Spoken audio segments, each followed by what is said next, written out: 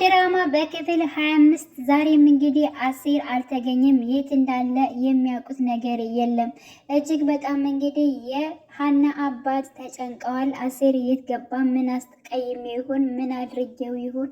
ሳላቅ ምን አስቀየምኩት? በማለት እጅግ በጣም ተጨንቀዋል። እንዲሁም ደግሞ በጣም በሄዱበት ከዚህ በፊት ባሉበት ቢገኛል ብለው ከሚያስቡበት ቦታ ራሱ በዚህ አቅማቸው ራሱ ሲፈልጉት ነበር፣ ግን ደግሞ አልተገኘም። እንዲሁም ደግሞ እንግዲህ አሌክስ የሀና አፍቃሪ አዲስ አበባ መጥቷል። ናፈቅሽኝ በማለት እንግዲህ አዲስ አበባ ድረስ መጥቷል። በመምጣቱም ሀና እጅግ በጣም ደስ ብሏታል። ሰላም ጤና ይስጥልኝ ቻናሌ ተከታታዮቼ ቤተሰቦቼ፣ በያላችሁበት ሰላማችሁ ይብዛልኝ። ለቤቴ አዲስ የሆናችሁ የደውል ምልክቱን በመጫን ቤተሰብ የሆኑ ነባር ቤተሰቦችም ስለምታበረታቱኝ አብራችሁ ስላላችሁ እጅግ በጣም አመሰግናለሁኝ። እንግዲህ ኖላዊ ድራማ ሁላችንም ያው ጓጉተን የምንጠብቀው ድራማ ነው። አስተማሪ ብዙ ነገሮችን የምናይበት ድራማ ነው ማለት ነው። እንግዲህ የሀና አባት እጅግ በጣም ተጨንቀው ነው ያሉት። እሱም አሲርን ፍለጋ ያልጣሩት ነገር የለም። ግን ደግሞ ፍቅር የአሲር እህት ማለት ነው፣ የእንጀራ አባቱ ልጅ ነች። እሷም እያፈላለገቻቸው ትገኛለች ሀናንና እንዲሁም ደግሞ የሀናን አባት ፈልጊያቸው በማለት እንግዲህ ወንድሟ ስለነገራት እየፈለገቻቸው ትገኛለች። ግን ደግሞ እስካሁን ያለማወቅ ሆኖ ነው እንጂ መገናኘት እንኳን ተገናኝተዋል። ግን ደግሞ እሷ የምትፈልጋቸው ሌላ ስለመሰላት ሀናም እንግዲህ እሱም ሌላ ስለመሰላት ማለት ነው በጣም እንትን ብለዋል።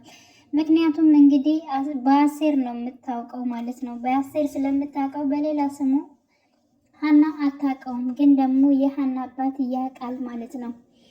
የሀና አባት ያውቃል። ልጅቷ ደግሞ ሀናን ነው እንጂ የምትፈልገው ልክ ያው የሀናን አባት ስታገኝ ሌላ ሰው እንደምትፈልግ ነው የምትናገረው። ምክንያቱም እሷም እንደዛ ስላላት ማለት ነው። ስለዚህ በጣም ግራ ተጋብተው ይገኛሉ። ተገናኝተው እንዳልተገናኙ ተላልፈዋል፣ መንገድ ተላልፈዋል ማለት ነው። አንዳንዴ ተገናኝታችሁ እንትን የምትሉት ነገር አለ፣ ልክ እንደዛ ማለት ነው። ሁሉም ነገር ጊዜው ካልደረሰ የማይሆን ነገር የለም እንደሚባለው ልክ እንደዛ እና አሌክስ እንግዲህ ያው ሀናን እጅግ በጣም ያው ስለሚያፈቅራት ስለሚወዳት ካለችበት ወደ አዲስ አበባ አይመልሰኝ አዲስ አበባ አልመጣም ብሎ የነበረው እንግዲህ ወደ አዲስ አበባ ለሀና ሲልካች ብሏል ማለት ነው። ጓደኛው ራሱ አልመጣም ብለ የሄድከው ለእሷ ብለ መጣህ አይደለ በማለት እንግዲህ ሲናገረው አይተናል። ሀናም አሌክስ በመምጣቱ እጅግ በጣም ደስ ብሏታል። እኔ በማቀው ሰው ለእኔ በሆነ ሰው እንደዚህ መታቀፍን እጅግ በጣም ናፍቄ ነበር፣ የብቸኝነት ስሜት ስላለ እና በመምጣትህ እጅግ በጣም ደስ ብሎኛል በማለት እንግዲህ በደስታ በመከፋት እንግዲህ ስታለቅስ አይተናል ማለት ነው። እና ያው ስለ አባቷም ጠይቋት ነበር፣ አባቷም ደህና እንደሆነ እንዲሁም ደግሞ ያለውን ነገር ብዙ ነገሮች ብቻ ተፈጥረዋል። በምታስፈልገኝ ሰዓት ነው የመጣኸው አሌክስ፣ ስለዚህ ብዙ ነገሮችን በስልክ እናወራለን። አሁን ወደ ስራ መመለስ አለብኝ፣ እመጣለሁ ብዬ ነው የተመለስኩት። ደግሞ የቀጠርኩት ሰው አለ፣ የግድ ማግኘት አለብኝ በማለት እንግዲህ ሀና ከአሌክስ ጋር ተለያይታለች ማለት ነው። ማንን ነው የምታገኘው ብሎ ጠይቋት ነበረ። በቃ የሆነ ሰው ነው ማግኘት የምፈልገው በማለት እሱም ደግሞ ተረድቷታል ማለት ነው። ስለዚህ ያው አሲር እስካሁን አልተገኘም። ግን ደግሞ ሀና ከቤት ስለወጣች ወይዘሮ አልማዝ እጅግ በጣም ተናዳለች። ምክንያቱም ስራዋ አይደለ ወይ? ለምንድነው ስራዋን አክብራ የማትሰራው? ለምንስ ትሄዳለች? አንተ ለምን ምናሴ የእሷን ስራ ትሰራለህ? በማለት እንግዲህ ልጇን እየተቆጣች ትገኛለች። እንዲሁም ደግሞ ሰላምዬ ምን ችግር አለው እማዬ? ከቤተ ክርስቲያን እኮ ነው የመጣሽው። ለአንቺስ ክፉ ቃል መናገሩ አሁን ጥሩ ነው ትያለሽ።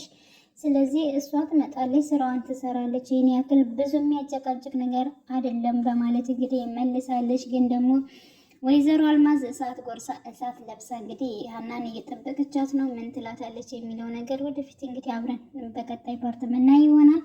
እንዲሁም ደግሞ ሰላምዬ እጅግ በጣም እንደተቀየረች እና ጸባዩዋ እጅግ በጣም ደስ የሚል ጸባይ አሁን ላይ እንደያዘች እናቷም ገልጻላታለች። እኔ ይህን ነገር በማየቴ የአንችን ጸባይ በመቀየሩ እጅግ በጣም ደስ ብሎኛል በማለት እንግዲህ ያው ሰላምዬ ጧት እናቷን ቀስቅሳ አብራ ቤተክርስቲያን ሂዳ ነበር እና ይህን በማድረጓ እናት ያየች እጅግ በጣም ደስ ብሏታል። ከዚህ በኋላ ብሞት እንኳን አይቆጨኝም በማለት ተናግራለች። አረማዬ በጠዋቱ ምን የሞት መስ ነው የምታወራው? የአሌክስን መንጣት ሲሰማ ምን ይሰማው ይሆን የሚለው እጅግ በጣም ያሳስባል። ምክንያቱም እንግዲህ ሀናን እንደሚወዳት እንደሚያፈቅራት እንግዲህ አይተናል። በባለፈውም ደስ ያለው ይወዳታል። ስለዚህ ምናልባት ከሱ ጋር አብራ ትሆናለች፣ የኔ ጉዳይ ይሆናል እንደዚህ ያዘገያት በማለት እንግዲህ ያው ለአሴር ተናግረው ነበር፣ የሀና አባት ማለት ነው። አሁን ደግሞ ሀናን ፈልጎ እንግዲህ አሌክስ አዲስ አበባ ድረስ በመምጣቱ ይህን ሲሰማ አሴር